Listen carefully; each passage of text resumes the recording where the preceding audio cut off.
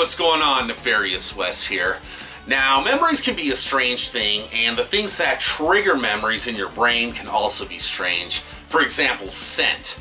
So, have you ever smelled a particular scent and maybe 10 or 15 years goes by without you smelling that scent, and then all of a sudden one day you smell it again and it instantly transports you back to the time that you had first smelled that scent? Well, video games and music can also trigger memories like that, and for me, music will often trigger a memory of a video game or vice versa, where I'll be playing a game and it will remind me of the album that I had happened to be listening to at that time. Well, I thought it would be fun to cover 6 album video game combinations that trigger memories for me. So I could be playing a game and it will always remind me of a particular album or vice versa. So this should be a lot of fun. Let's see what the first one is.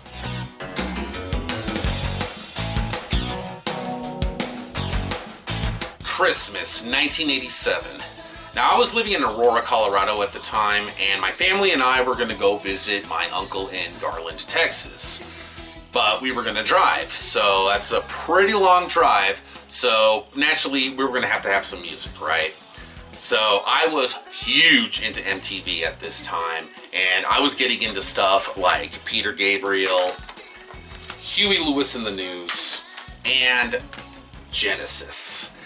Now, Genesis, Invisible Touch, I remember listening to the hell out of that on our way to Texas. And once we got to Texas and it was Christmas time, I got Metroid.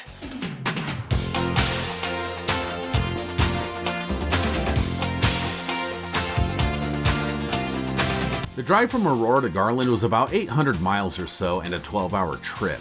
Plenty of time to jam out to some awesome 80s tunes. My dad got a speeding ticket on the way while my puppy barked at the Texas State Trooper the entire time. Good boy. My little sister and I were treated to fast food, which wasn't a common occurrence for us since my dad abhorred greasy grub. This of course was all accompanied by some killer pop rock tunes that I had handpicked myself, handing tapes to my dad from the back seat once the previous one had finished. The one passed to him the most? Invisible Touch. Say what you will about Phil Collins, but the dude has a fantastic voice and is a talented artist. I would sing these songs all of the time around my house, and once we reached my uncle's home, he combed through our tapes. He wasn't too keen on Paul Simon's Graceland, another one of my picks. While we didn't exactly see eye to eye on music, we did have gaming in common, and he had a Nintendo Entertainment System waiting for him under the Christmas tree. He got the NES control deck that came with Super Mario Bros., and he also got Kung Fu, which was the first time I had played it. I hadn't received my game on Christmas, so we would have to visit the local Toys R Us the next day. In 1987, Toys R Us had yet to have a single location in Colorado, so it would be my first time entering one of their stores. After having read about Metroid in the Nintendo Fun Club magazine, I already knew exactly what I wanted. I found it strange that you had to grab a ticket for the game and take it up to the counter for purchase, but that's exactly what we did when I snagged that Metroid one, and quickly retreated for my uncle's home amid the gray and drizzle.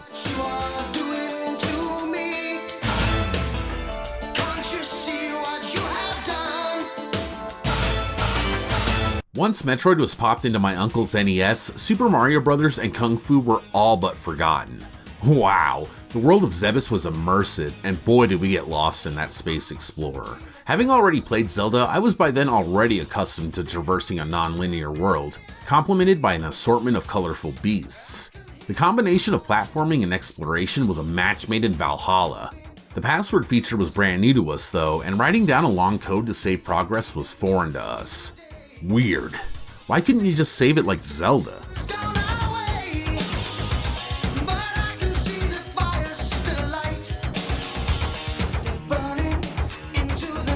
We only stayed in Garland for a few days, but because of Metroid and Genesis, the memory will live with me for the rest of my life. I can't enjoy either of these grandiose pieces of art without thinking about that short trip to Texas, and thanks to the magic of music and gaming, the memory remains one of my most vivid from childhood.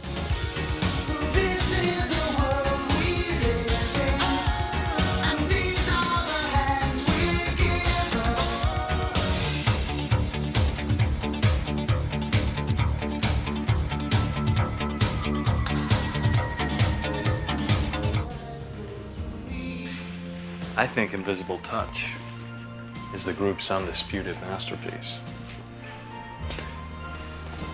It's an epic meditation on intangibility.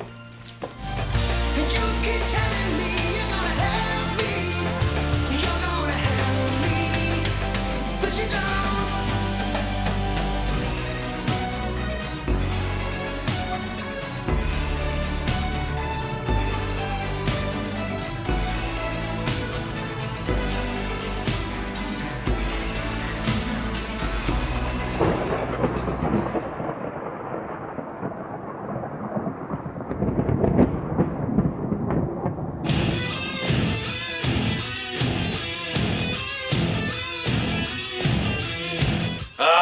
Middle school. One of the worst periods of my life. Man, was I a miserable kid. And I remember one day in 8th grade art class, I was doing some artwork. We had the choice of either drawing with pencil and paper or we could do some sculpting. And naturally, I chose drawing because that's what I was good at. And, I was minding my own business with my buddies, just drawing at my table with my friends. And there was another table across from me with some assholes, let's just put it that way. And this one kid in particular, he was drawing as well, but his buddy was doing clay. And he thought it would be really funny and really cute to make little balls of clay and throw them at me while I was drawing. So I'm here minding my own business and ping, ping, and I'm getting pissed off. I am getting angry, and I've always had a bad temper. So I'm just like boiling inside, but I'm just trying to keep my cool and ping, ping, little pieces of clay. So I got fed up. So the kid got up to do something. I don't know what he was doing. And I had a nice little collection of clay at my table. So I put it all in a little ball. I walked over to his artwork because he had gotten up to do, I don't know what he was doing. And I took the clay and I just smeared it all over his art. I was like, fuck this guy. I go back to sit down and I tell my friends, if he throws one more piece of clay at me, I'm going to kick the shit out of him. So I go back. And then I hear this, son of a bitch! Next thing I know, this giant wad of clay just hits me smack right in the face. I peeled it off, got up nice and calm, kid's laughing his ass off, and I just fucking unloaded on him. Well, that earned me a 3-day suspension. So what did I do on my 3-day vacation? I played the hell out of Thunder Force 3, while I listened to the hell out of Ride the Lightning.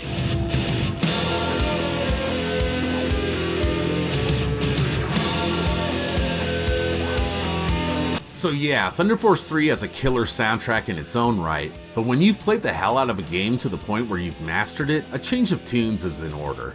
Ride the Lightning was the first Metallica album I had heard, and the fast-paced guitar riffs and percussion were the perfect companion to a hectic shooter that just begged for some metal in its world. And despite having owned all of Metallica's albums, Ride the Lightning was still the one I listened to the most. As a middle schooler, images of death and destruction were right in my wheelhouse, as the nuclear-fueled Fight Fire with Fire was a recipe for whiplash. We also die.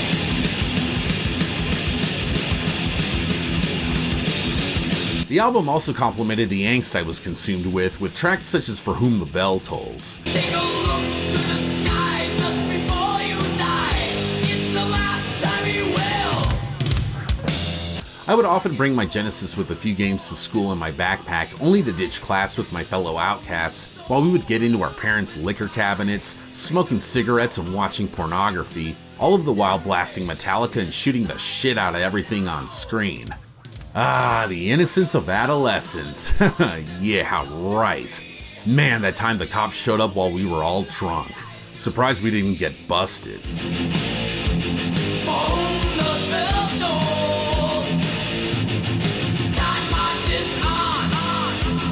But my strongest memory of Thunder Force 3 and Ride the Lightning is easily my 3-day vacation where I got to spend the entire time alone while my sister was at school and my parents at work. While me being grounded was more common than not at the time, my folks fully supported my decision to fight when necessary, so I had full access to my meager gaming and CD collection. I turned that stereo up so loud that Jehovah's Witnesses wouldn't come within a block of my house. Haha.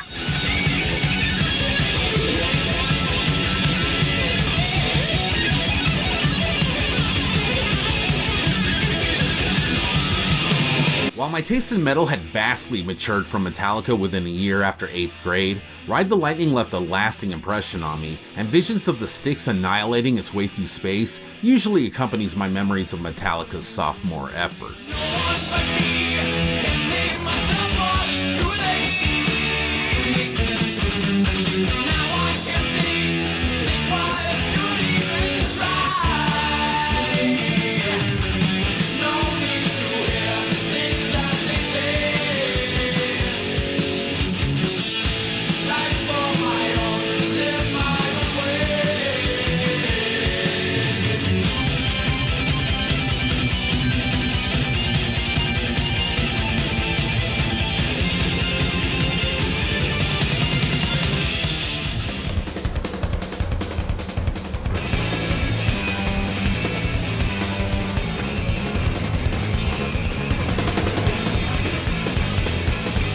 When I was 15 years old, the SNES and the Genesis were in the heyday of the 16-bit era.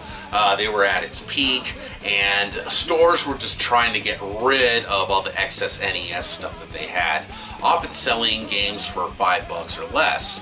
Now, there was a video store about a mile and a half from my house that sold all of their NES games for $5 or less. Now, since I was getting back into the NES, one day I decided to bust out a bunch of my old Nintendo Powers and look through them to see what other games that I might be interested in when I came across Metal Gear.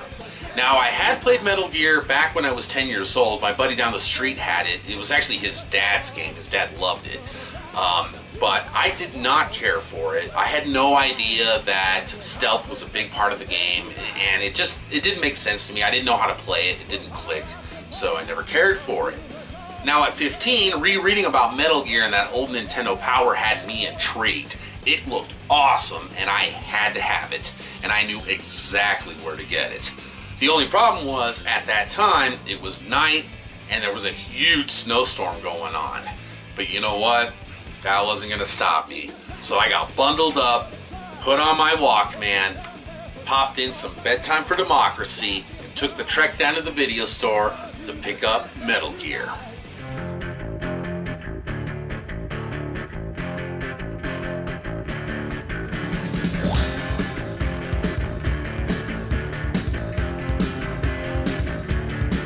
The 1.5 mile trip to the video store was usually about a 20-minute walk from my house, but with the snow dumping through the frozen air at a rapid pace, the trudging through thick white powder on the unshoveled sidewalks made for a much slower trek. On a school night, no less. Not a problem, as Dead Kennedy's Bedtime for Democracy was blaring through my headphones and would light a fire under any sedentary ass. Darren Pellegro's quick-tempoed percussion, combined with East Bay Ray's surf rock guitar, Klaus Fluoride's rapid bass, and Jello Biafra's hilarious vocals and ingenious lyrics were all I needed to fend off the cold. Well, that and my leather biker jacket and combat boots. The excitement of knowing that I was going to dive into Metal Gear once I got home was all I needed to keep me pumped.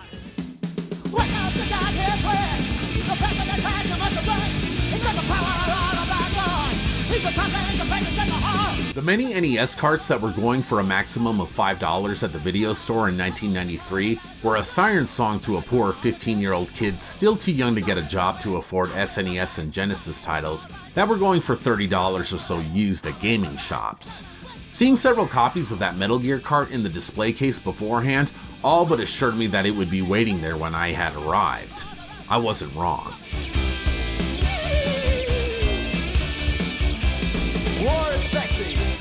War is fun. Iron Ego. Red Dawn. The next few days I immersed myself in outer heaven. It was almost Zelda-like with the military aesthetic. The concept of stealth that had eluded me only 5 years prior was now in the forefront of strategy. Sneaking Solid Snake around the many buildings located in South Africa, USA for South South Africa. Looking for Grey Fox, encountering a plethora of strange and aptly named bosses was enormous amounts of fun, but combining it with the rebellious and politically hilarious tunes from the DK's final album made for lasting memories that will surely die with me.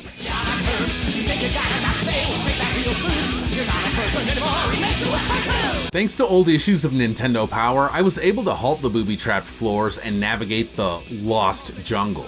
Lord knows how I would have been able to bypass that maze without those old periodicals, but honestly, all I would have really needed was some blistering fast punk rock to fire me up and motivate me to destroy the Metal Gear and take out Big Boss and his henchmen. God damn, what a great fucking game. And what a great fucking album.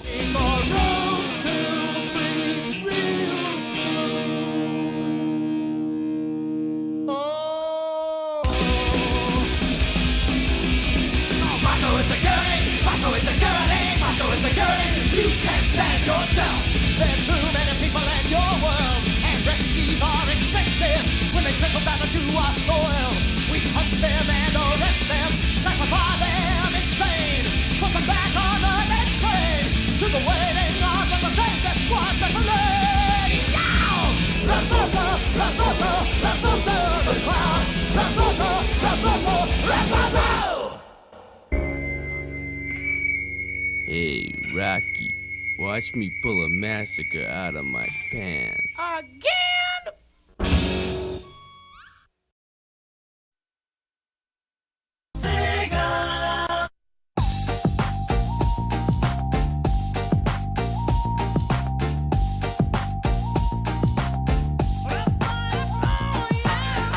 So this next album I don't even own because I wasn't the one listening to this music. But at the time, and I was still 15 years old, I was pretty much grounded all the time. In my teenage years, I was mainly grounded. I was a troublemaker. I was always getting into trouble. I was always doing bad shit. So I was pretty much always grounded, which meant my sister got a lot of time to play video games. And what she would often do when she was done with her homework was pop in Sonic 2 while she listened to Ace of Base. So yeah, we'll make this one short. My sister was a much bigger fan of Sonic 2 than I was, so she played it far more than I did. Since I was grounded and forbidden to indulge in gaming for a majority of my teenage years, I often had to enjoy games vicariously through my younger sister. The only problem was that she would torture me with what was one of the hottest acts of 1994, Ace of Base. While I do admit that most of their catalog was catchy, it just wasn't my cup of tea, and it was more or less eardrum punishment compared to what I was listening to at the time, such as Pantera's Far Beyond Driven. While I wasn't too bad at Sonic 2 myself, my sister played the game so often that she pretty much had it memorized and could go through the game to its conclusion with ease, all of the while singing along to the one-hit wonder Swedish act. I too learned the lyrics, but wouldn't be caught dead repeating them. While I still don't care for Ace of Base, every time their tunes happen to find their way to my ears, I can't help but think of Sonic 2. It's probably also a reason why I never want to play it. Don't turn around, 'cause you're gonna see my heart breaking. Don't turn around, I don't want you seeing me cry. I saw the sign, it opened up my eyes. I saw the sign, and no one's gonna drag you up to get into the light where you belong. But where do you belong? It's the state of the world address, motherfuckers!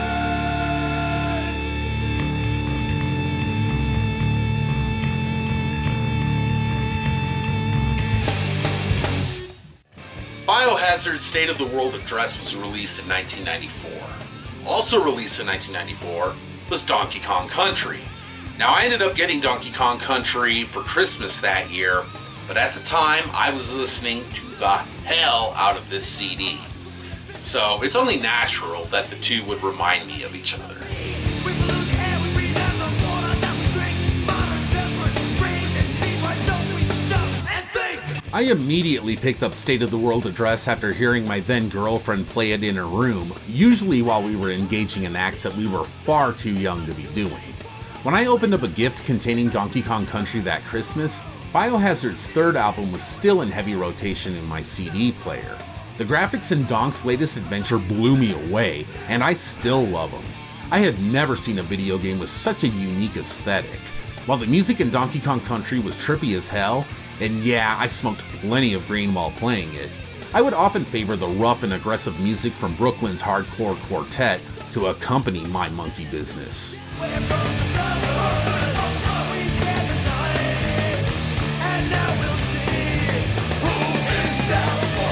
While not as raw as Biohazard's prior two releases, State of the World Address was the band's first album on a major label, and the fact that they weren't required to compromise their music for big bucks is something that still baffles me. It wasn't a common practice. The rough streets of Brooklyn came to life with ferocity on tracks like How It Is,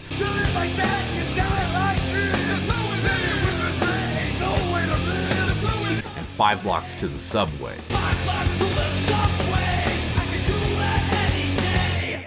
Memories of locating the many hidden bonus stages in DKC is always coupled with Biohazard's signature sound from '94, along with Reese's Peanut Butter Cups, as my then girlfriend's mother made a gigantic one for me for Christmas, knowing that I had a sweet tooth for the combination of peanut butter and chocolate. It took me days to eat that thing, but I was almost always snacking on it while meticulously running through Donkey Kong Country to attain its 101% completion rate, all of the while with Biohazard's rap-fused metal screaming from my stereo speakers.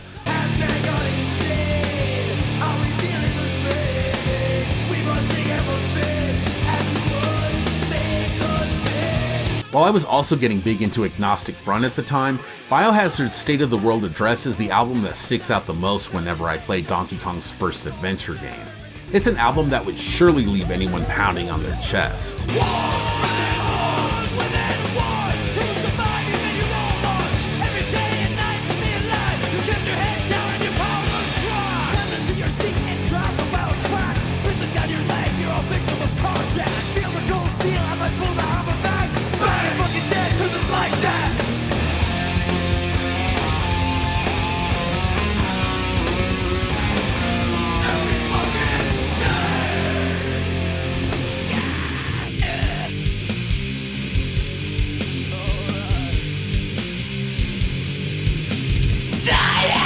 So goddamn good today. If I was ever alive, well, it's hard to say. Oh yeah, when I first picked up Final Fantasy VIII on its release date, I could not stop playing it, despite its tediousness. Now, I would often have to play it after work, and I worked a late shift, so I would get off late at night, but not too late to where I couldn't hit up the liquor store on the way home, and I'd usually pick up like a 6-pack and drink it while I played this. Well, that alcohol just fueled my need for some rockin' tunes, and that's where Acid Bat's Pagan Terrorism Tactics comes into play.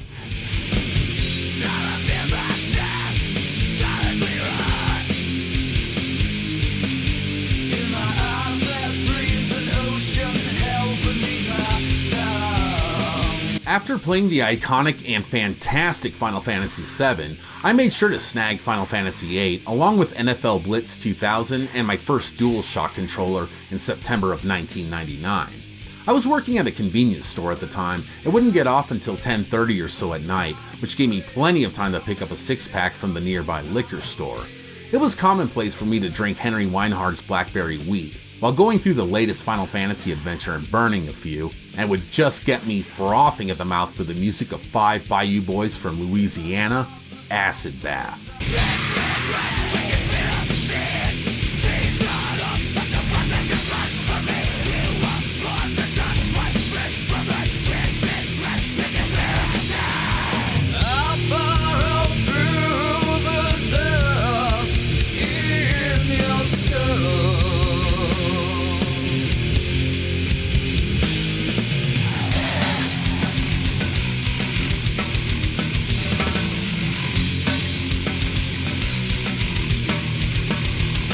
The group combined the unique crooning and demonic voice of Dax Riggs before everyone in their grandmother's metal bands incorporated clean vocals with growls into their music.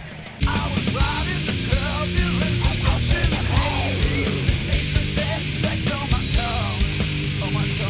no one sounded like them at the time. Putting the 8th edition of Final Fantasy on mute while farming the draw command or playing its card game while sucking down suds was something I looked forward to every night while slaving at my job. It's the simple things that make us happiest at times, you know?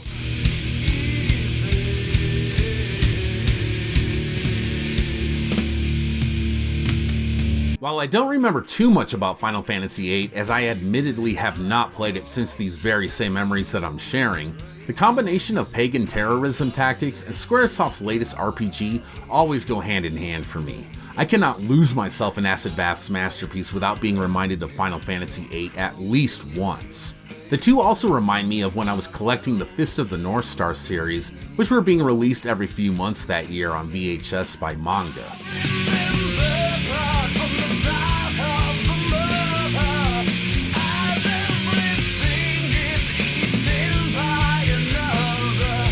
I do plan on revisiting Final Fantasy VIII sometime soon, and it will undoubtedly flood me with happy memories of sitting in my recliner with my blue DualShock controller in hand, pagan terrorism tactics playing in the background, and pouring blackberry wheat down my gullet.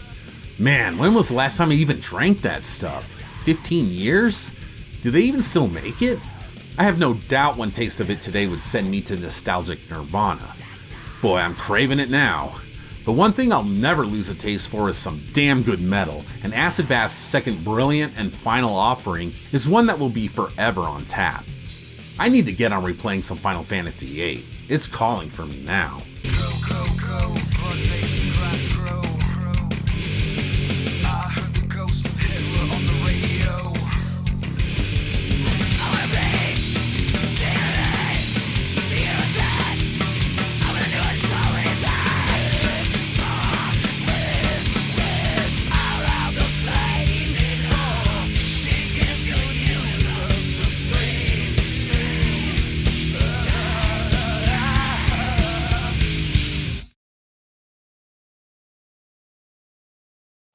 So hell yeah, those are just a few video game music album combos that trigger memories for me, and there are a ton more. Those were just 6 of them. But I know that a lot of you are the same as me, where, you know, video games and music will trigger memories for you as well. So I'd love to hear what your triggers are in the comments below. So thanks a lot for checking out this video. This was a topic that I had wanted to cover for a while now, so I'm glad I finally got around to doing it, and I really appreciate all of you that stuck around to watch it. Until next time, catch all of you later. Yo.